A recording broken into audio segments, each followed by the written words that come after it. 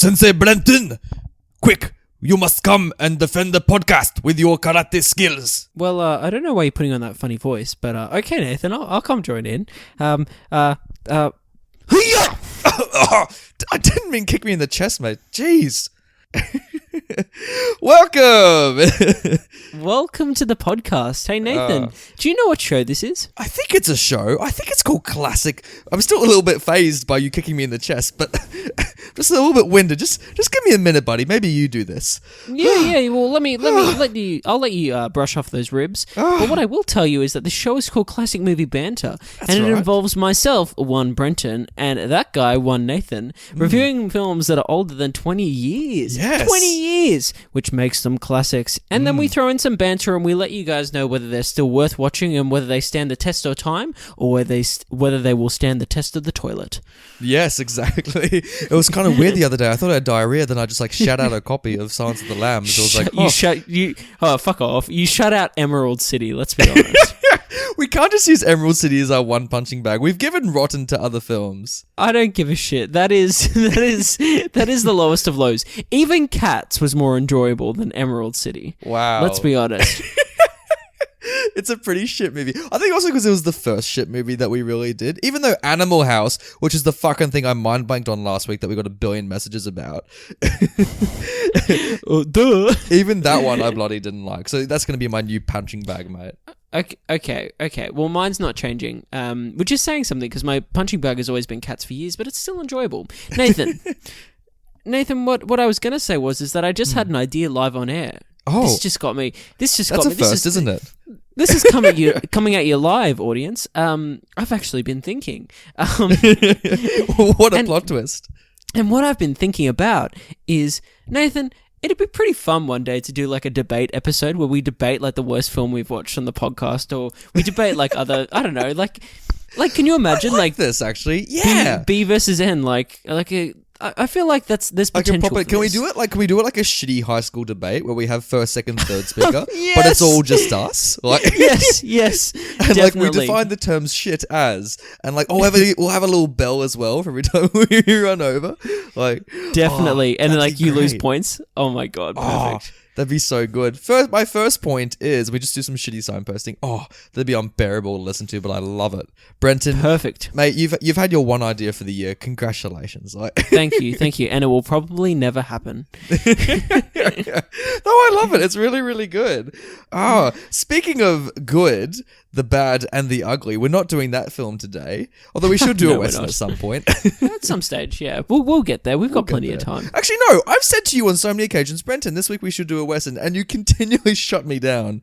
You're just for ages. Okay, listeners, here's a little peek behind the curtain. I'm like, for ages, I'm like, Brenton, I want to do a Sergio Leone film. And and you know I have Sergio Leone films in my fucking back pocket. I carry them with me everywhere. And I'm like, I want to do a fistful of dollars. I want to do all this bloody stuff. But you keep on saying no, Brenton. Why? Oh, I want to do the films, for sure. For sure. I'm bloody two-face me, you Harvey Dent motherfucker. Westerns, you know me. Westerns are some of my favourite films of all time. You were such a blatant liar. You have shut me down so many times in doing Westerns, Mr. Brenton. Oh, no. I have shut you down. I'm not going to lie.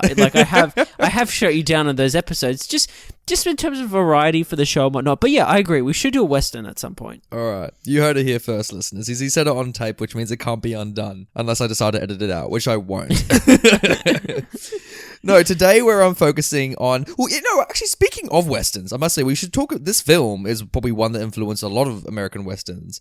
And this is a film called... Oh, fucking hell. I just realized I'm the one that has to pitch it this week, aren't I? Fucking hell. This literally just dawned on me.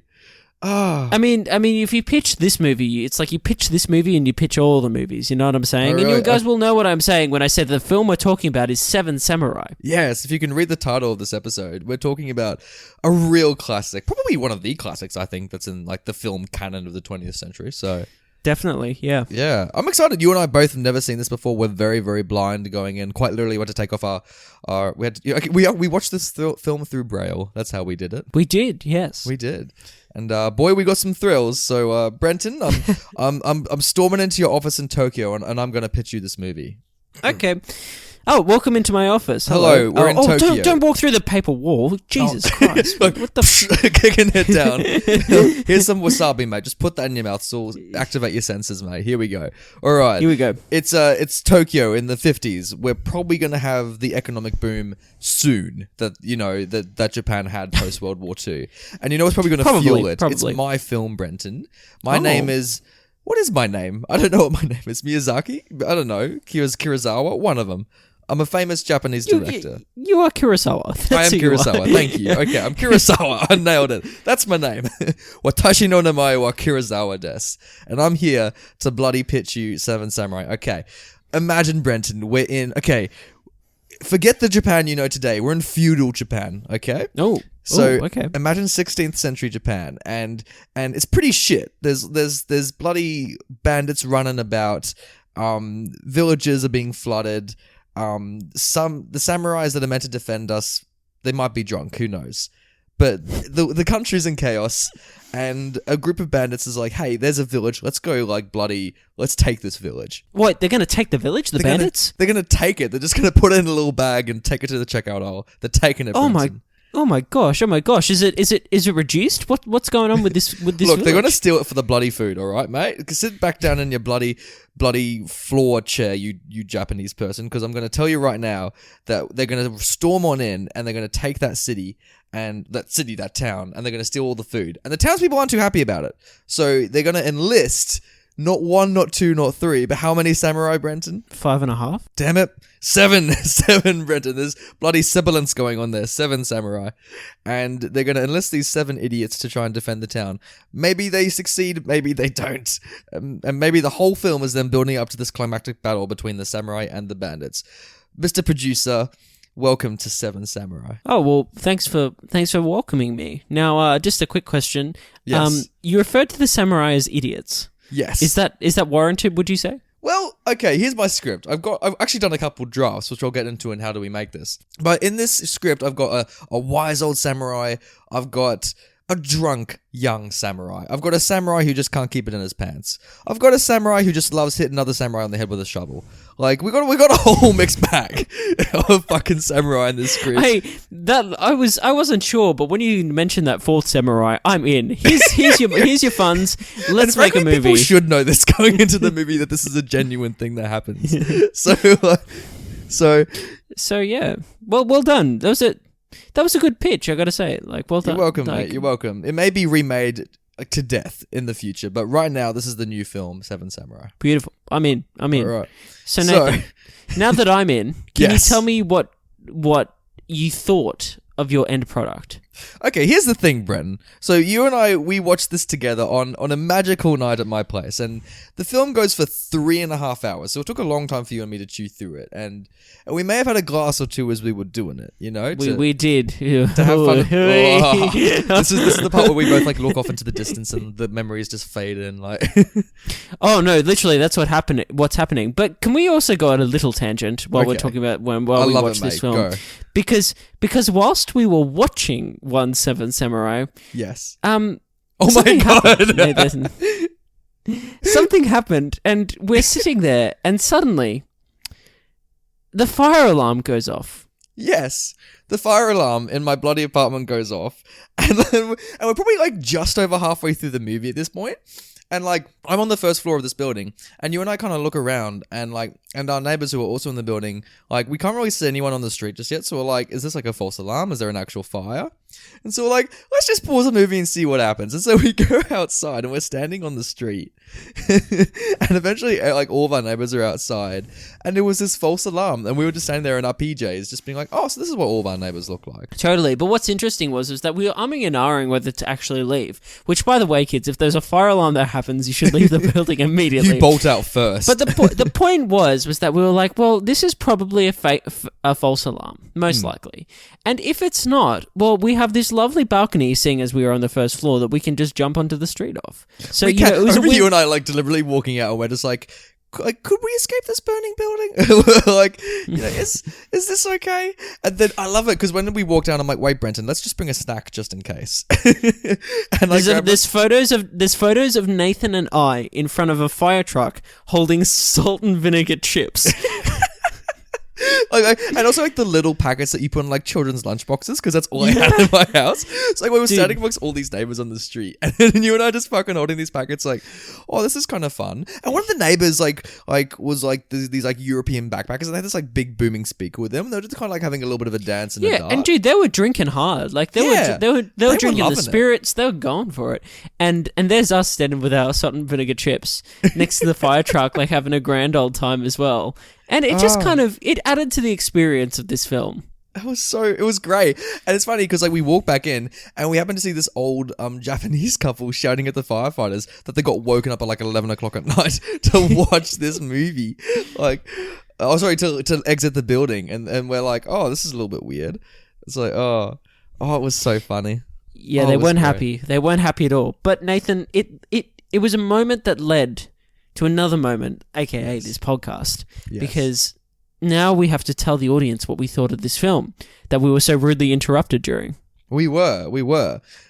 So, as podcast mirrors life, let's return to the topic. So, I think, look, watching this movie, where do I sit on this? Look, where do I go? Okay. Partly one of the reasons you and I started this podcast is because there are beloved films that I don't think deserve the attention they do, in the sense that they are very much overhyped. Like Godfather's one of them. Marlon Brando freaking out in the Vietnam War is another one of them. Apocalypse Now, and then I think Seven Samurai also, prior to watching this movie, might have fit that bill, because people hype up this movie like nothing else. One of the landmark films of the 20th century for all the shit that it pioneered, and it did. This is a very pioneering film. However, given the fact of how much it has been mimicked since, and like given the fact that it's 3.5 hours of this story, I found it a difficult watch. Care to elaborate? So what you're saying is that whilst you can appreciate the movie, it was a difficult watch given that you had seen this kind of idea, let's say, being done to death in many different versions. Yes. And so it kind of contaminated, let's say, your viewing of this film because you're not watching this fresh for the first time as people maybe would have done back in the day. You're watching this under the guise of having seen these other films. Here's the thing, because like critics these days we'll get to the bloody pass it to the people. They lap this shit up. They love this movie, and like it must be very hard for a film critic to not like overtly love Seven Samurai because of how much it has done for cinema. It's like hating Citizen Kane, for example. And I don't hate this movie, I don't. But as what a piece of shit, am I right? Yeah, am I right? Isn't it? Any talent involved? Like, and also because also we've done the research and you understand how fucking difficult it was to make this movie in the first place. Like it's outstanding what the product is, and there is a sense of awe, and it is an epic, like Ben-Hur in that vein. However, as a 23-year-old, like for me, I did find it a struggle to watch, and it was even harder sitting next to you, Brenton, as we were watching this, because you were lapping this up. You were in love with this movie, and I had to privately kind of keep to myself, like, it kind of slogs, and there's some really great bits, then there's some really kind of still bits, like. Fill me in, mate. Give me the yin to my yang. Like, whoa, I will. I'm literally about to do that because I politely disagree. Because as you just kind of hinted to the audience that I loved this film. I think it's I think it's a true masterpiece. I think it's absolutely fantastic. And whilst it is a long movie. Like, don't get me wrong, it is long.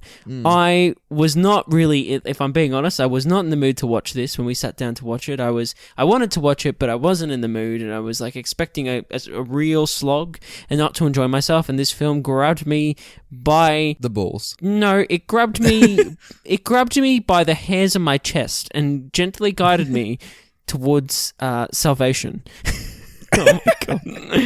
And he's a poet, ladies and gentlemen. He's here all week. And oh gosh, thank you, everyone, thank you. Oh, stop clapping. It's sit down, everyone. Sit down. One guy in the bus was like, no, this film is genuinely a masterpiece, and I enjoyed it from the beginning to the final shot of this film. I think it is just incredibly well put together. I think it's incredible visual storytelling, amazing cinematography, incredible characters. I think, and I think the acting is also quite good as well. Oh, come on. Well, not all Seven Samurai, mate. Like... Oh, I like all the Seven Samurai. Oh, come on, mate. You couldn't even say what all Seven's defining features are. Like, I listed off 4 of them just then, but what do the other 3 do? Like, They're kind of just cannon fodder. You have the badass like bloody assassin that like runs out in the and does a lot of things. That's quite true. Okay, yeah, I will give you that. So you have him. Then you have the lead samurai, the elder samurai, is like best bud, who's like been his general for like many like. That's right. The lead samurai's like, oh, should we? The sidekick's like, oh, should we really? And then the lead samurai's like, hi. And he's like, oh, but they're coming from all directions. And he's like, hi. It's a good dynamic, isn't it? It is. And then you have the first samurai, I think, that gets signed up. And he's an interesting fellow because he gets signed up and he kind of is the first one that really like comes on board. But at the same time, he's just kind of this gruff guy that's kind of like down to business. Like, you know, he's the guy that was just there to do the job because it must be done, not necessarily for the glory of it, but just because the job needs to be done and whatnot, and also to get a bite to eat as well. So, you know, he's just a very practical man. He's a very practical man. He's run out of coupons. He's like, this village, here we go. Here's the Netflix of food. I'll just, I'll keep it up to the subscriptions and just get the rice. So yeah, I think the Seven Samurai, I think are all great characters.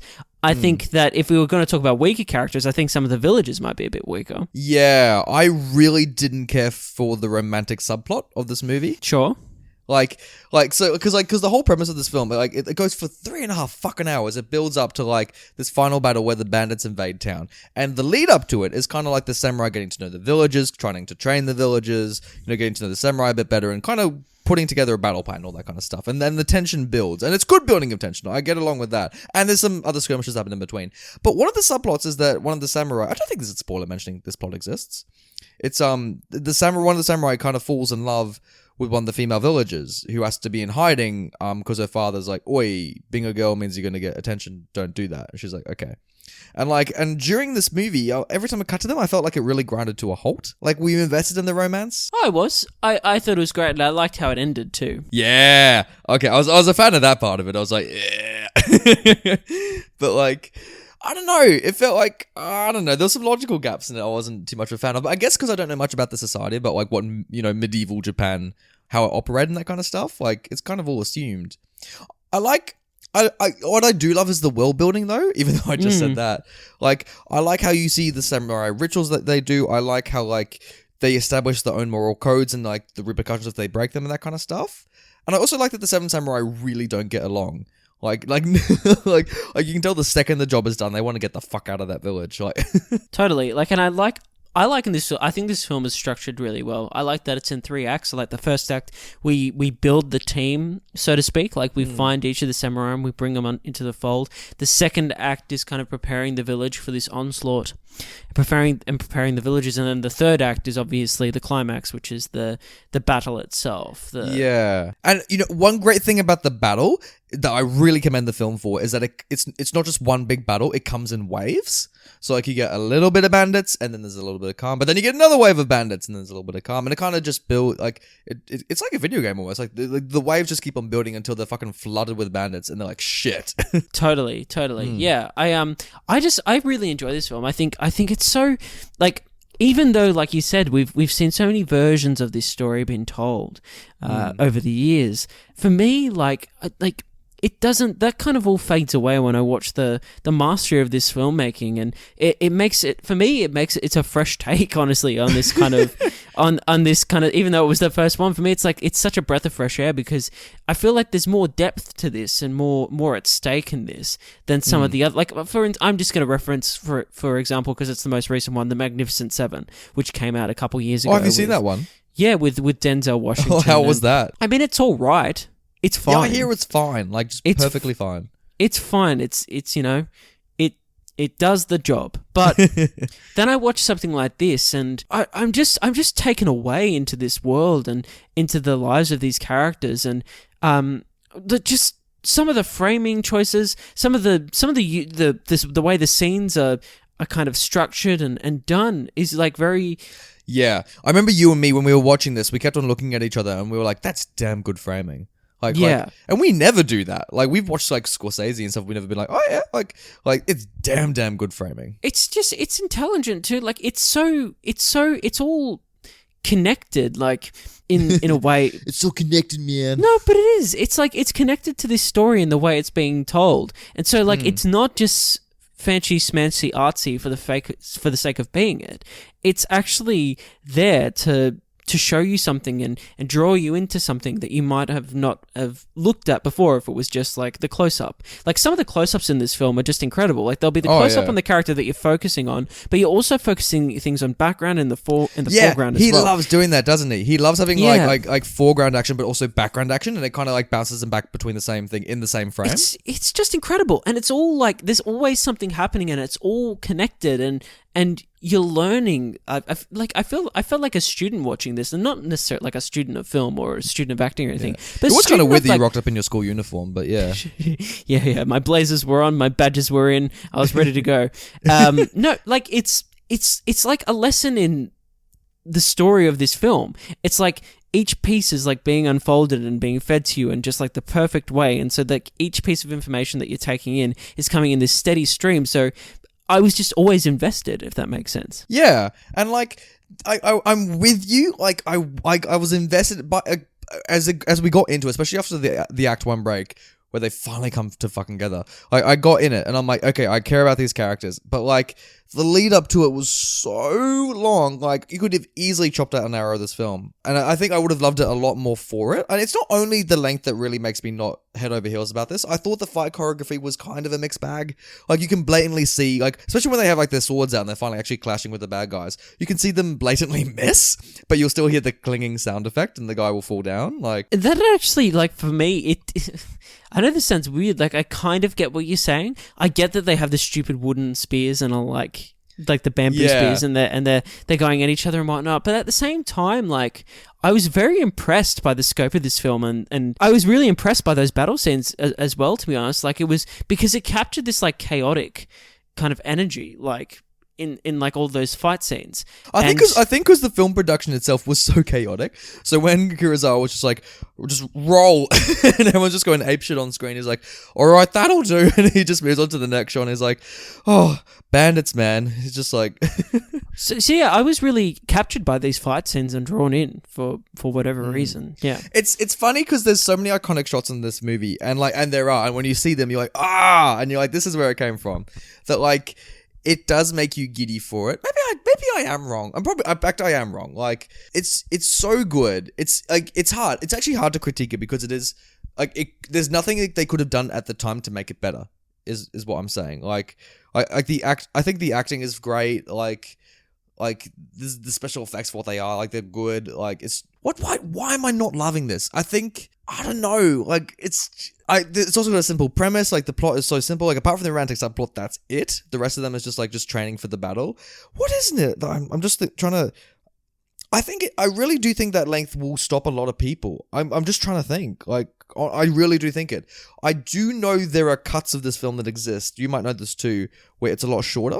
Are you aware of this? I've heard of those, yeah. Yeah, there, especially when it was released in the US, there was like a 2-hour edit that was first pitched because bloody producers in America were scared that Americans wouldn't sit down for 3 hours and a half, despite the fact they did it for Ben-Hur. But like, I don't know. I really think this will turn off a lot of people. I don't think it's the Japanese. I think the Japanese part of it's fine. Like the subtitles are beautiful and all that kind of stuff. Like, can we rate this? I want to rate this. Yeah, sure, absolutely. I'm just trying to articulate this because like Thursday night, would you put on Seven Samurai? Like. I would. I'd fucking watch it. Like, I'd love to watch this. Like, oh my god! If you like movies and you like films specifically, and even if like, if you like things, then you'll like this thing. I just think it's so masterful and it's such a special movie. And oh, what a film! You actually can't see the sheer glee that's in Brenton's eyes as he's smiling, just thinking about this film. It makes me happy that this exists. You know what I mean? Like it's genuinely like it's so special, this movie, and I really loved every moment watching this, including the fire truck shenanigans. Like, oh my goodness, it just even added to it. You know, not that that's come into play with. Yeah, even when you and I watched it with that. If anything, it broke up the movie. Like, yeah. I don't know. Yeah, my thumbs are way up. Yeah, I can see it, and like, I don't know. For other 3.5 epics, like I've seen like Lawrence of Arabia, and I've seen like Ben-Hur, and for those films that are also guilty of being far too long, what makes them better in my mind than Seven Samurai, I think, is that it invests more into character. Maybe that's it. I think despite what you're saying about these characters and they have like traits, I think this film invests more into plot than it does into character. And I think that's probably a big crutch for me. I would disagree, but I respect your opinion. So, thank you, mate. Oh, look at us. Look at us disagreeing. Oh. Brendan's like putting on like fisticuffs. He's like, oh, we'll talk after the podcast. Totally. So. I would disagree, and I'd say this film's actually more about character than it is about the plot. But wow, that's there you go. I don't know. That's just me. I'm just thinking in my head, like Mononoke, for example, is a much tighter film that I think I enjoyed more than this. You know what I mean? Wow. Okay. Right. And you didn't enjoy Mononoke, like necessarily, like to the extent that I did. I got around Mononoke. You got around it, but you didn't enjoy it to the extent that I enjoyed it. I was kind of head over heels from Mononoke. And You're like, oh gosh, look at the deer, like, look at the boar. That bloody deer with the face, with the human. Was it the human face? I think it was like a weird. Oh my god.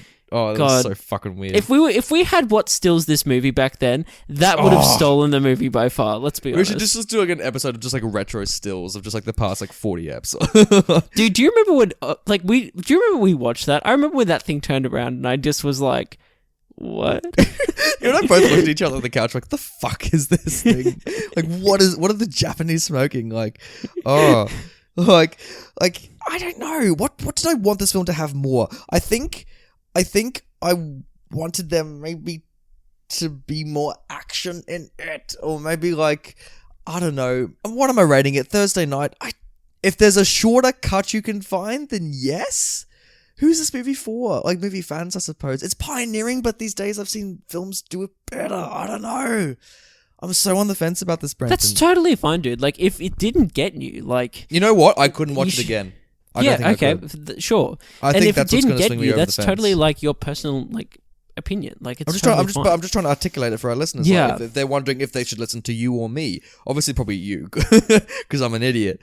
But like, also like the vast majority of people always say watch Seven Samurai, and like if you want to know about the history of film, yes, watch this movie. But honestly, I'm just trying to think of my mates who just watch the odd film here and there if they'd actually get around like Seven Samurai. I don't think they would. Truly, I just don't think it. I think it'd be far too long. I think obviously the cinematography is as good as it can be for black and white. I just don't think it holds up. And that's the central question we asked, Brenton. Does it hold up today, 2019? I think there are better films. I'd say it totally does. Like it really stands the test of time. But you have your opinion, and that's totally cool. Like I can see where you're coming from. Brenton, put away that samurai sword. Oh, okay. Well, it's being sheathed. But hey, okay. I just wanted to say, if you were like, they're probably listening to me. I mean, like, let's be honest. Like, I'm the guy that said no to Rocky 1. Like,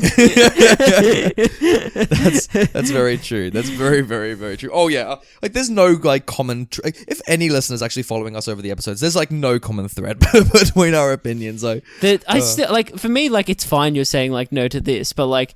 The one that got me that you said no to, still to this day, was Silence of the Lambs. That got me. Idiot. Like, and I wasn't expecting it to get me, to be honest. I stand by that no, Brenton. I still stand by it. Yeah, I know you do. But like, it still shakes me to my core that it's like... and like, but that's why I do it, because we're not film critics. And I can't imagine many film critics would have the balls to say don't watch Seven Samurai. But me on this podcast, Nathan, you can quote me right here and now. I say you do not need to watch Seven Samurai. And I give it a resounding yes. I'm going to regret saying that. I know it. I'm going to get so many fucking messages and bloody meeting people. And they're going to hey, dude, stand by it. Stand by it. That's what you're feeling. And that's totally already cool. cracking. I'm already cracking, Brenton. It's all good. Well, to get past the cracks and to maybe reseal them, hey, let's talk about this film's spoilers.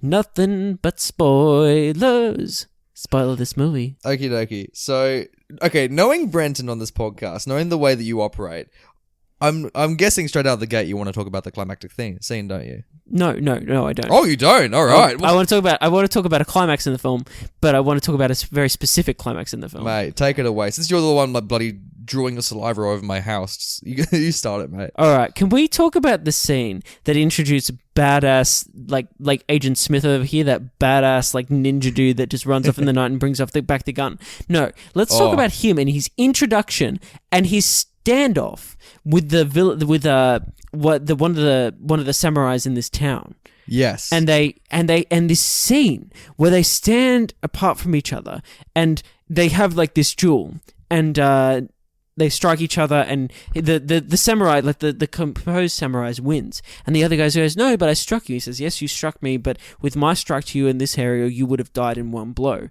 the guy's, no, this is bullshit. Let's do it for real this time. And the guy goes, no, like, let's just walk away, dude. Like, it's all good. He's like, no, I will fight you to the death right now. And so they pull out their fucking swords. They pull out their katanas. And there's this scene. And it's glorious. And it's like this wide shot of like this samurai showdown. And it's like everything I want in a samurai movie summed up in one scene where these two stare each other down. And it's all about that like action of like... And this is the thing about sword fights. People don't realize this. Like, they're often won, especially like in these style of sword fights. They're often won in 1 or 2 hits. Like, it's not a long fight. You say this as an experienced sword fighter, don't you, Brenton? No, well, no. But from my understanding, like Nathan, I can't talk about my past on this show. but like, it's the choice of where you're going to land that blow and how fast you're going to do it and your timing and whatnot. And it's just this stare down. It's this Mexican standoff between these two. And then, like, it ends with this glorious way, and he just does the slice across, and the guy, like, rolls to the floor dead, and you're just like, oh, that was epic. That was fucking epic. I remember you at the time, Brenton. You just said, "Oh, that was epic." I'm like, "Shh, trying to watch the movie." Like, I said it in a Kiwi accent too, bro. I said, it was epic. This was epic, Nathan. Your bloody Kiwi-ness is rubbing off on you, Brenton. Oh, get it off. Get the bird off me, mate. Look, that was a brilliant scene. Like, there's a lot of, you know what? Because I did say don't watch it, but there are some great scenes. What I should have said in the rating this movie section is that you should just go to YouTube, in my opinion, and just look up some of these great scenes and let that gauge if you want to watch this movie. Yeah, sure. I should have said that in the fucking rating section. Oh well, hopefully people are not listening, or still are. Who knows? But yeah, great scene, and there are some great scenes in this movie. I love it. One of my favorite scenes in this movie was when this film is surprisingly funny. And that's something I didn't expect. There's actually a lot of humor in this. One thing I loved was when one of the samurai rocks up on the young ones, and like he's walking around the town, and like you can kind of see these girls in the village, like who've never seen like this young hot samurai before, kind of like gazing at him, and one of the other samurais is like fuck, and he's like. I think all these kind of girls, and like he's chatting to the village elders, and he's like, I think they're gonna go wild over this young samurai, and the village elders like, oh really? and he's like, oh, we should probably like not have him parade around town. He's like, oh yeah, sure. And the guy's like a fucking sex magnet, and he knows it. He's just like, yeah, and he's just strolling around town. Oh, I love it. Oh, so there are some really funny moments in this movie, and like I love it when we see the bloody horses running about. So there's this one guy. There's like one point in the movie where the samurais are trying to like ride horses and be like, yeah, we're gonna be on horses. Fuck yeah, advantages, yeah. And like you see one of the like inexperienced horse riders like run off into the distance, and he kind of runs through this hut, and he's on the horse as he runs in. But then like the horse comes out, and the guy's off it, and it's just the horse by himself. yeah. Some great slapstick comedy thrown in there for fun. I haven't seen slapstick like that in ages, and it made me wish if in the final battle we saw like all the like bloody bandits like have their horses go through this barn, and all of them came out with like on just the horses, and all the bandits were gone. And there's this really creepy element where something happened in that barn. And no one knows. Yeah, it's like Willem Dafoe was definitely in that barn. That's all I'll say. Oh, he was. He decapitated all of them. He's just like he was in there in his green. And just all fought the horses. He was in there with his green goblin gear, and he threw some pumpkin bombs and some sleep gas out of his wrists or whatever, and he took him down. Speaking of pumpkin bombs, there's a lot of fire in this movie, isn't there, mate? There is quite a bit. Oh, how crazy was that scene where the bloody house was on fire? That's what really surprised me with the plot, because the whole film sets it up as like, oh, okay, we're on the defense, and then halfway through, one of the fuckers is like, oh wait, no, we should go on the attack. It's like, we know where the bandits are, we should just go to them. And then the samurai are like, oh yeah. So it just hard cuts to like them like going to this like hideout where the bandits are, and the bandits are freaking the fuck out, and there's like this huge ass hut that's like burning like a motherfucker, and it's like coming down, and it's very confusing at the time. I remember turning to you and being like, what's going on here? Because it's not aptly explained that the bandits live there just yet. You kind of have to work it out. And then we see bloody one of the guys try and run into the building to save someone, and then he dies. Yeah, no, so what happens in that moment is that one of the villagers lead them to their camp, basically. Yes. And because he knows where it is, and and also because they want to go on the offense, they want to burn their basically their supplies and whatnot, burn it down, so then they have to deal with that before coming. They've watched Game of Thrones. They know how to weaken the enemy. Yeah. They're doing the old Ramsay Bolton, as you know. They're doing the spoils of war. Yeah, literally the 20 good men. They go in there with 3 or 4, I think, and so what happens is that with this villager's wife emerges from that barn, who's been made a what's the word? Is it concubine? I think it is, or something like that. Something It's that, the spoils of war. She's been taken by the bandits in the past, obviously, and is now part of their camp. And so the wife has had this moment where it's all overcome her, and she's freaked out and run back into the burning barn. And this villagers run in after her, but the samurai trying to save her has pulled him out of the barn, and in the process, the samurai has died. And it's awful. You're just oh shit, heartbreaking, isn't it? And especially it's glorious at the same time that you're watching this barn basically burn down, which is real. It's a real structure that you can tell is on fire. Oh yeah, it's amazing. And you're geez, they burnt down this whole thing. You're watching it going, damn, those flames are huge. It's incredible. Yeah, it's crazy to watch, isn't it? Yeah, it's an incredible scene. I was hugely got around it. Did you love the moment, Brenton, where one of the fathers wants to cut off the daughter's hair and he chases her around the whole village? Oh yeah, it's insane. Because that's the thing with this movie. It hard cuts from these really serious scenes like the fire to a comedic scene immediate afterwards. The tone is kind of... I didn't think that was a comedic scene at all with the father. I thought that father was obviously a very...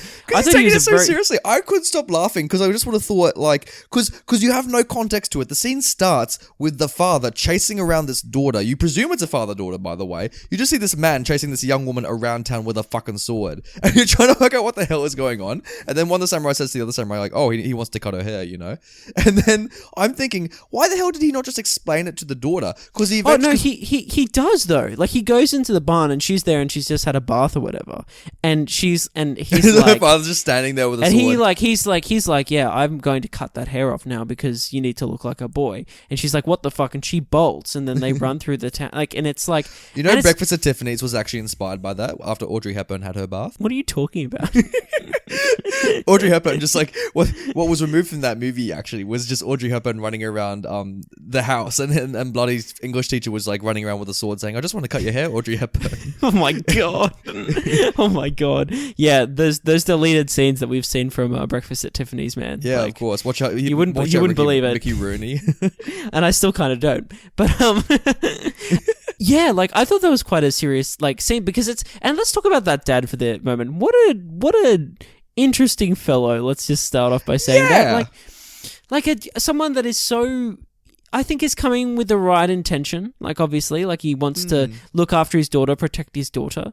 But gosh, he's so stubborn with his daughter. And I get it was a different time back then, and I think fathers quite literally owned their daughters back then, as property. But it's still the only times you ever see him in the movie, and I guess it's deliberate from the director, he's just painted to be this kind of one-note dad, and we side with the samurai, so we obviously see the young romance. Well, could you just stop it, Dad? And it's funny when the bloody father stumbles on the couple finally after 5 fucking scenes of them frolicking about, and they both walk out of the hut after having sex or whatever it is, and the father's just standing there, and the daughter's like, shit. And there's this huge Scooby-Doo chase scene around the village, and finally the samurai elders work out what's going on, and they're just laughing, and they're like, lol. Let's talk about another scene that I think is really special, and it's at the start of the film, and it's when we were introduced to the elder samurai, the main samurai, so to speak, the leader of the samurai. Yes. And how he's enlisted... The Brenton of samurai. I relate to him so much, Nathan. Wait a minute. Hello. No. Yeah, so we're introduced to this scenario where in the village there's been a robbery during the night, and they've caught this thief. And in response, this thief has grabbed a young child and used them as human bait, and has locked himself in the barn. And you're just like, Jesus Christ, this is awful. And no one's been able to get to this barn. The kid's been crying all night. The family is distraught. The mother is distraught. It's what do we do? And so there's this samurai there, and the villagers go to him and ask, please, can you help us? And I think they offer him a little bit of food or something. and he knows what's wrong, and it's this whole sequence where first he goes over to the river, I think it is, or the pond or whatever, and he shaves his head, shaves his ponytail off, and this is like a huge deal, and he just wordlessly does it, and everyone's like, what the fuck is this guy? Like, what's up with this guy? What the fuck's he doing?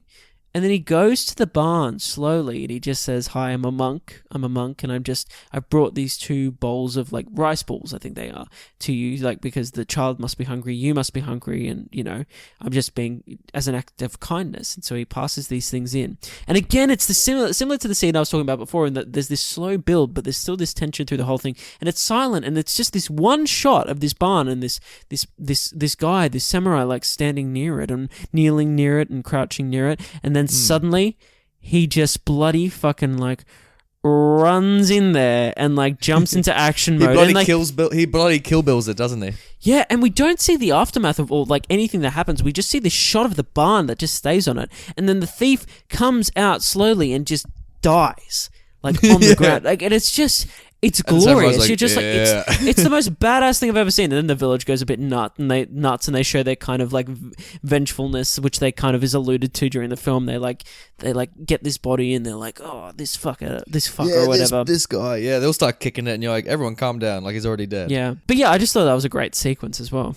Oh, I love that sequence. I agree with you. I thought that was awesome. I think for me personally, the darkest sequence of this film was when the mother loses her child. Early on in the film, this old lady, she loses her child, and she's grieving over it, and this bandit has killed her son, and then I might be telling this wrong, but from my memory of it, like she walks, because it's such a long movie, they find this bandit or whatever it is, and they corner him, and then someone has to go kill him, and the old lady kind of just walks in on her own, and she's the one that kills this guy, and it's so dark, like. Because this whole woman's just been crying the whole film about losing their child, and they finally get the bandit for it like 2 hours later, and she's like, "Let me do it," and she just walks on in, and it's just she's totally Russian as well. It's bizarre. I don't know what this Russian woman's doing in this village.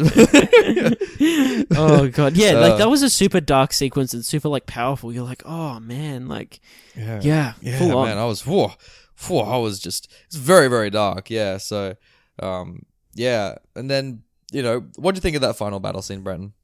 Oh, it's pretty glorious. It's pretty incredible. And you know what? I love the way it starts because it comes out of nowhere. Because it starts off with the drunk bandit, who we haven't even talked about yet. Who's the best character in this movie by far? Yeah, by a mile. He's a fucking scene stealer. Everything he's in is incredible, and he alone is almost, for me personally, redeeming of this movie because he's so good. Oh, he's so good. I love it. I remember when we first met him. I'm so happy that there's a drunken person in this movie. I was like sipping my wine. I was like, yeah. I was like, I could be a samurai too. But like, he runs off into the forest. He's like, here's a bright idea. Why don't I just like pick them off one by one? He's like, fuck yeah. So he starts, and then he starts, and it works. But then he like stumbles upon the whole fucking group of bandits. And he's like, shit. And he starts running back into the village. And all the other samurai, the other ones are just kind of like minding their own business. And the guy fucking starts running back, and behind him is this whole fucking like army of bandits. And he's like, run! And they're like, oh shit. And that's how the battle starts. Yeah, I love as well about that character, in that they go on a little like scouting mission basically, and they're trying to take out these few bandits that have come, and they've seen what like defensives, they've seen the perimeter, and they're running back to report back to the camp. And so badass ninja guy and drunk samurai go out with young hot samurai to like take them down, and young samurai is just meant to watch. But you watch drunk samurai like get like he jumps like out of the tree, kills one of the samurai, and then proceeds to put on his gear and like just that's right, yeah. And wanders over to the other guy, and it's so funny because they're just like chilling out together. And then like he's like just wearing their gear. Oh, I think this actually later on from that tree scene with that. It might actually be during the battle. I'm not sure. I can't quite place it. But anyway, he puts on this guy, the bandit's gear, and he just like turns up next to this guy, and the guy doesn't realize, and they're just kind of nodding to one another, and then the guy suddenly realizes, and he just pounces on him, and it's hilarious. It's great. Oh, it's so good. But let's talk about that guy as well. Let's talk about this him in general, and like how he is like, because he's not, I don't think, officially a samurai. I think like he's got a legacy like in his family or whatever, but I think he's is just this the guy with the weird face? He's like, the drunk samurai. No, the drunk samurai is not actually a samurai. He's like, he wants to be part of the team. He wants to offer like himself into this cause, He's like the Spider-Man of Avengers. But they're like just having none of it, and this guy is like ends up being one of the most heroic people in this film. He's like got no sense of fear. He just like runs in and acts like he's someone that just acts on instinct the whole movie, and it's great to watch. But it's also cool because you have this drunk that can like kind of be seen as like a bit stupid or like a bit slow-witted, which he kind of is because he's instinctual. But at the same moment, yet you have these amazing scenes for his character when he interacts with the children in the village, and he's able to like yeah, I love the kids in this movie. Interact with the kids, and then not only that, but he is able, like in the village, to stir up this kind of hope, and he's kind of the connecting tissue between the samurai themselves and their code to like the villagers. It's like this interesting kind of game he's playing during the movie, and it's just it's kind of earnest, and it's a good character to have in the film, and tragic that he dies like during the battle, because badass ninja gets gunned down, and then he runs to avenge him, and in the end he gets shot but manages to kill the leader of the samurai and end the fight.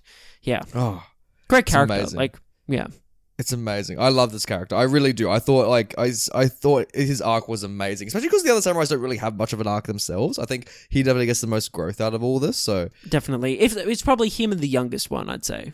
I would love to see more adventures of him. I'd love to see the sequel's just called The One Samurai. It's just him being drunk, just stumbling through town after town. Like totally. Brenton, can you please tell me what stills this movie? So Nathan, we selected a shot together when we were watching this film, and there's this amazing moment in the movie where the horses are charging down this road towards the village that the villagers have, because they've fenced off the rest of the entrances to the village. They know that they're coming, and they're jumping out. It's amazing. They're jumping out, and they've got their wooden spears all set up, ready to go. And two of the samurai are at the front of the battalion, and they've got their swords drawn, and everyone's. It's like what the Jon Battle Snow. of Bastards. If you've seen Battle of Bastards, it's Battle of Bastards. Yeah, it's literally that shot from Battle of the Bastards, but it's the Seven Samurai, and it's glorious. It's so epic. They probably invented the shot, like considering how early it is. Like, yeah, it's so epic, man. Like, it's just incredible. It's so badass. It's like this like long path down a forest in the center of the frame, and they're in this triangle formation, and they're staring down this fucking army charging at them, and it's beautiful, isn't it? Like, it's breathtaking. I gasped when that shot came up, and I saw like those horses just like galloping towards these men, and it's just brilliant filmmaking, like amazing. Well, there's nothing funny we can say about it. We're just like, what a damn good shot. If you can, and looking at this now, like again, I'm just watching it like, wow, like look at that, look at the lighting of that, what they've done with black and white. Keanu Reeves' woe just then. Well, like the black and white, the lighting of it, it's just perfect, like amazing. Yeah. It is amazing, isn't it? Yeah. Oh, I love it. So Nathan, I've got a question. Yes? How did they make this making movie magic? Yeah. How did they make this? Well, for starters, Brenton, let me tell you why there's a drunk samurai in this movie. Yeah, sounds good. According to the actor who actually played him, the film was originally going to be called Six Samurai. And he was going to be playing a different, and the guy who was going to play the drunk one was going to be playing a different samurai. But during the 6-week script writing process, Kurosawa and his screenwriters realized that 6 sober samurai were really boring, so they needed some comedic relief. So they're like, "Fuck it, let's make one of them drunk." Hence why there's now 7 and not 6. Wow. So they looked at the original script like, it's too boring, and you're like, that does make sense. Yeah, that's really interesting. I tell you what, if you took that character out, I would have definitely disliked this movie a lot more. Hey, do you know Kurosawa's original idea for the film, Nathan? Do you know exactly what... I know a little about the original script. Yeah. This is very interesting, isn't it? So the original idea for the film was to make it about the day in the life of a samurai. Which is interesting, isn't it? Do you think that would have worked? I don't know. I don't know. It says it was going to begin with him rising from bed, eat breakfast, goes to his master's castle, and ending with him making some mistake that required him to go home and kill himself to save face. Now, despite a good deal of research, Kurosawa did not feel he had enough solid factual information to make the movie. So he then pitched the idea of a film that would cover a series of 5 samurai battles based on the lives of famous Japanese swordsmen. So the script was then written of that version, but Kurosawa ultimately scrapped the idea as well, worrying that a film that was just a series of climaxes wouldn't work. So then Sejiro Motoki found through historical research that samurai in the Warring States period of Japanese history would often volunteer to stand guard at peasant villages overnight in exchange for food and lodging. Kurosawa then came across an anecdote about a village hiring a samurai to protect protect them, and decided to use that idea. And then Kurosawa wrote a complete dossier for each character with a speaking role. In it were details about what they wore, their favorite foods, their past history, their speaking habits, their reaction to battle, and every other detail he could think of about them. No other Japanese director had ever done this before.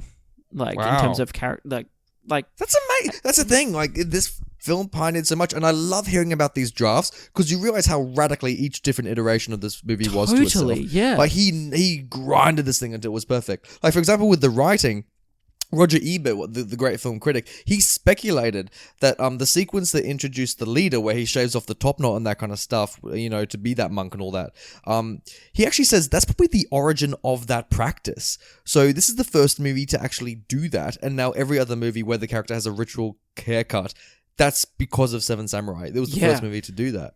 Yeah, like, the writing in this is so pioneering, isn't it? Definitely. Like, it's amazing. You know, it was originally actually going to open with a battle sequence. Really? Yeah. So when it finally came down to those last versions of the script, they're like, okay, we know what we should do. We should have the bandits, you know, raiding another village, so it sets the stakes. I'm like, fuck, these bad guys, they're going to bloody come to this next village. But Kurosawa decided against it because he said it was an unassuming start. He said an unassuming start was a better way to start the film, where you see the bandits and you see the villagers and you go, fuck, the villagers might have to see these bandits. So considering the length as well, it kind of makes sense. It's so interesting listening to this and how things change and in the creative process and whatnot. It's just fascinating. It is fascinating, yeah. I just wanted to also say that after months of research, it's kind of alluded to in the one I said before, but all of the 7 major characters in the film wound up being based on actual historical samurai. Oh, really? Oh, yeah. That's cool. That's really cool. You never get wind of that unless you actually did the digging. Like, yeah, really cool. Yeah, that's really cool. I get around that. Obviously, I know like zero famous samurai, sadly, but like, you know what? After watching this, I get around it. 100%. I go on like a bloody Wikipedia tangent, just diving deep into the history of samurai. Like, for sure. This film definitely gets you fired up for some of that. Definitely, yeah. Here we go. Here's my bloody research on the cut that I was alluding to before. So at 3 hours and 27 minutes, it's the longest film of his entire career for Kurosawa.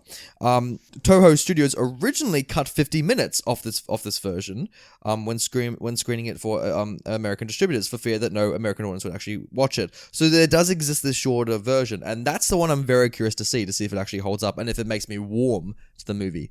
So yeah, it'd be interesting to watch it and to touch base again on the podcast. That'd be fun. So Akira Kurosawa's ancestors were actually samurai. Roughly up to 100 years before he made the film, there's traces. He can trace his ancestry back to the samurai. Yeah, so That's comes insane. from. Did he actually? They're always like, oh yeah, I'm from samurai. He's just like on set. He's like, I'm one of them. I'm just reading some facts, man. Like, I don't know, but yeah, like. Apparently his ancestors were samurai. Yeah, that's pretty dope. They'd be proud, wouldn't they? It reminds me of that bloody scene from Mulan where like Mushu's in like the ancestor temple and all the ghosts are like, how's bloody Mulan doing? It's like for sure. They're like, oh, Kurosawa, what'd you do? Oh, I made a film about you. He's like, good on you. One of my favorite things about this movie, about how it was made, is that the love scene between the bloody samurai and the villager. This is great. So Kurosawa wanted the ninja, not the ninja, what am I saying? The samurai to have a glittering effect in the eyes. Right. So, pardon me. No, it's the villager. He wanted the villager's eyes, the woman, to have a glittering effect as she looked at the samurai. So, to do this, he angled mirrors on the ground to reflect light up into her face. And because of the retakes to do this, her eyes were ultimately injured due to overexposure to the light. What? Yeah. So because he had to make her eyes glitter so much, this eventually caused like serious eye problems for the actress. Holy shit, that's awful. I know. Oh, jeez. This is insane. Actually, the most insane story to come out of this whole bloody process was, do you know the story about the burning of the house? No. Here's a bloody story for you, mate. Okay. So So, you know, to make the house, they obviously dumped gasoline on it, they lit it up, and it was burning, all that kind of stuff. When they did it, they had to hire a fire truck to be on standby, right? So they could put out the fire once the steam was finished. So on the day that they hired this fire truck, the fire truck had to go to a real fire. So they're like, fuck. And they already started by preparing the fire, and they had to shoot it. So Kurosawa was like, it'll get back in time. It'll be all G. So they started lighting the fire, and it turned out to grow much quicker than they anticipated, and it was fucking monstrous. And so Kurosawa started filming. He's like, all right, just keep it going, just act throughout the scene. And this fire was crazy, much bigger than anyone else anticipated.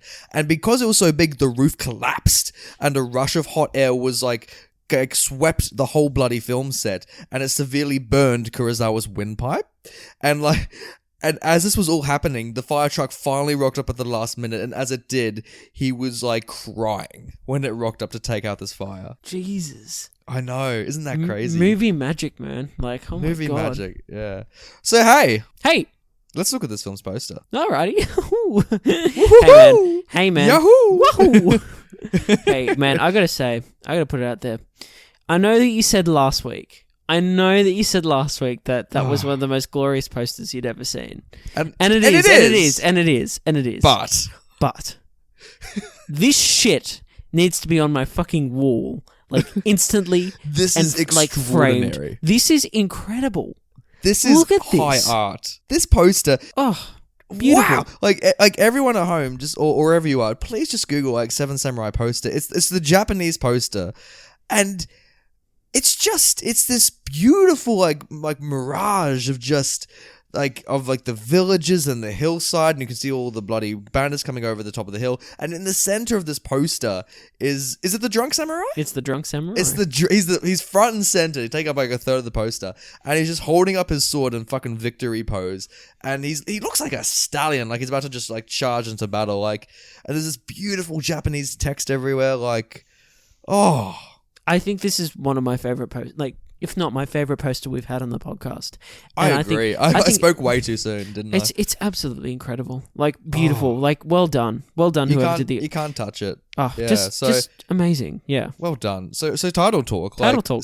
Seven Samurai. There were Seven Samurai. You can't top it. You can't top it. It's a great title. It is pretty good, isn't it?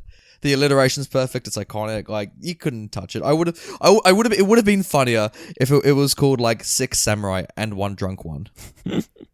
And One Drunk One. Yeah. I could get around that. Samurai, sober and drunk. You decide. Mate, I've another thing I just wanted to do right now whilst we were on this topic, and I just wanted to say that we should probably pass the power to the people. Let's pass it to the people. The power to the people.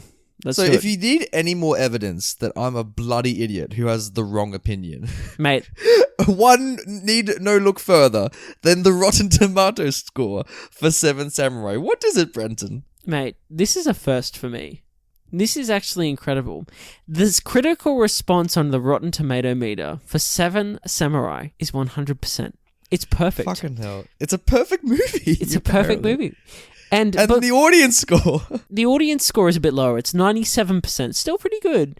But this is 97% out of 90,000 people that went on the Rotten Tomatoes. So it means that there's probably only, like a few hundred out of 90,000 people that were like, nah. You know what I mean? Yeah, it's pretty incredible. So let's read some opinions that are evidently better than mine. Matthew Lucas from The Dispatch. He bloody loved it.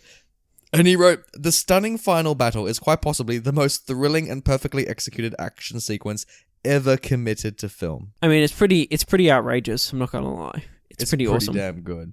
I feel like Lord of the Rings is probably more epic and that kind of stuff. But yeah, I guess so. But like, I don't know, dude. Like, yeah, probably. But you believe the world, don't you? Like it's such a small. It's a small scale event. Like, it's not on the scale of Lord of the Rings, but it feels just epic, you know? Yeah, it's crazy, isn't it? Like, yeah, I don't know. I feel like there's better action today, but for what it was, like, I definitely think some of the best samurai action I've ever seen. Although, it's funny, I love the wuxia films, so the Chinese historical ones. I think Hero's awesome. I think Crouching Tiger, Hidden Dragon is awesome. There's a bunch of them. There's some great Hong Kong films. You and I need to do a Jackie Chan film very soon. We do. Yeah. A Western and a Jackie Chan. Hey, did someone say Shanghai Noon? Oh, did someone say The Drunken Master? What's it called? That one with Jackie Chan and Owen Wilson. Is it Shanghai? What is it called? Shanghai Nights or something? Hell. I couldn't tell you. I can't remember. Like, it's bizarre. Have you heard of The Drunken Master? No. Okay, imagine the drunk samurai having his own movie, but played by Jackie Chan. Wow. We should review it. That's the pitch. Or we just copy and paste it for when we do that movie. Like, if we have to do Jackie Chan, we have to do that movie. For sure. Yeah, sounds good. David Nusser suffers from an absurdly overlong running time that often threatens to negate its more overtly positive attributes. 2.5 out of 4. David. I've got an ally. David, I don't know, mate. I don't know. Not Nasir, more like get out of here. I feel like you could say that the running time is a negative for this, but I think like it is. I think have all repeatedly. the positives kind of outweigh that negative, I guess, and I don't really see it as a negative because it's really. Do you really think every fucking scene is necessary in this movie? I can't think of a scene I didn't enjoy. That's what I'm saying. That's amazing. Yeah. Listeners, please tweet at me or please tweet at Brenton that please tweet at me the scenes you didn't enjoy in Seven Samurai. Write in, please. I need some evidence. We'd like to know. Nick Davis from Nick's Flick Pics. And look at that fucking photo of him. He's a happy chap. No, I'm looking at him. Look at Nick. He wrote, bloody Nick. He wrote, impressive and ambitious, but seriously, am I the only person alive who finds it overwrought and patience testing? No, Nick, you're not. I bloody did. Here Nathan's we go. With you, Nick. Hey, Desson Thompson from Washington Post says the greatest action movie ever made. I don't know if this is an action movie. First of all, yeah. No, it's too. Like, the tension's good. It builds up, but it's not like action. It's not like Mission Impossible or bloody The Matrix or anything like that. It's not a Die Hard. It's not a... It's not a John Wick. It's not... You know what I'm saying? Yeah. Yeah. It's not the upcoming Marvel film Black Widow.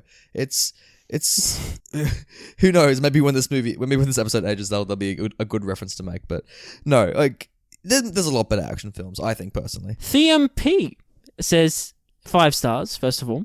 In my view, the Citizen Kane of the East. It is everything, ahead of its time, establishing conventions for future films. Yeah, I mean we can't really criticize that. I mean, like, that's all very true. That's pretty much factual. I think he does have a point, though. I feel like I didn't watch this movie saying, "Oh, if only had more of this." You know what I mean? Like, yeah. Where it's like it needed a cooking segment, or it needed like a bloody, I don't know, a murder mystery in the middle of all of it, you know? Like, it had every bit of ingredient. Although I would have loved, could you imagine? It's just something hard. Like, there's a 20-minute sequence where it's just like, someone's being killed in the town and they have to put on like a magnifying glass and the samurai just turn into like Sherlock Holmes figures.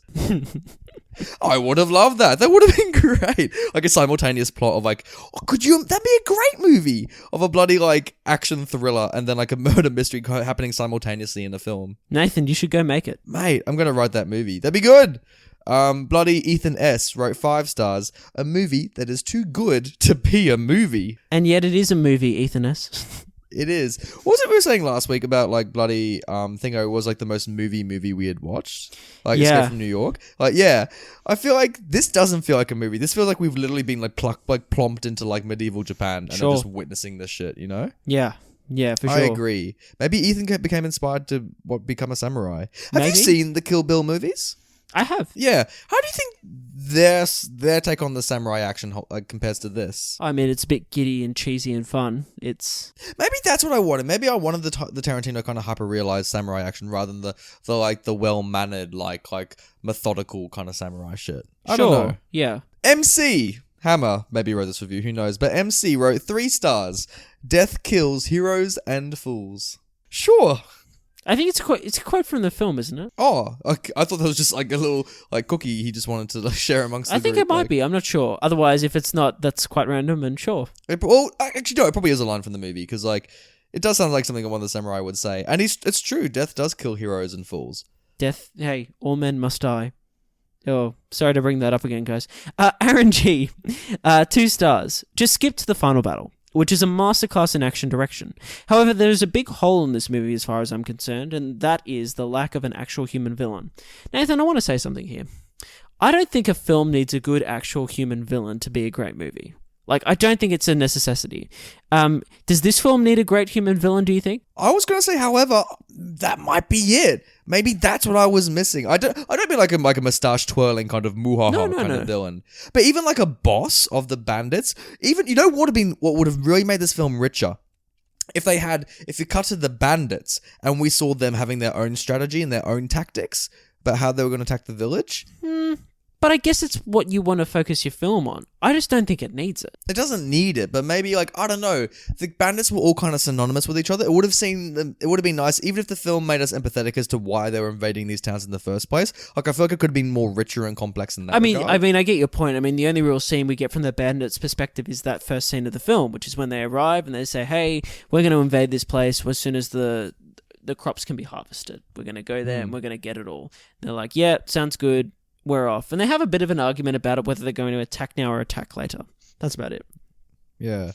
So, I don't know. I would have loved it personally. I think it would have been... But in saying that, I think the acting from the bandits themselves in terms of each individual bandit, for instance, when they go off on that scouting mission to kill those 3 bandits, and when you see other bandits in the film, like, I think they're all pretty... I don't think they're synonymous with each other. I think they're all individuals, and I think that's just down... no, Brenton. I am knocking you down on that. Are you kidding? No, I'm saying that, like, the performances from each of those people, like, they feel like real people. They feel like people that are... they're real people, but they're all red shirts, mate. Like, you can't distinguish one bandit from the other. I'd say you could. Really? I'd say you could from a costume designing perspective, and also, like, of course they're extras. I'm not saying that they're like that they're not fucking the best characters in the film. I'm just saying that they're not all literally red shirts. They're not wearing a red shirt. They're not all like I know. Well, it isn't black and white, so you couldn't tell. It's like we see like color like grading of the film, and they're all in literal red shirts. I'm saying in the moments that it gives the bandits, at least that there is some character given to them. At least there's a performance there. At least I think that's a bit of a stretch, personally. Okay, sure.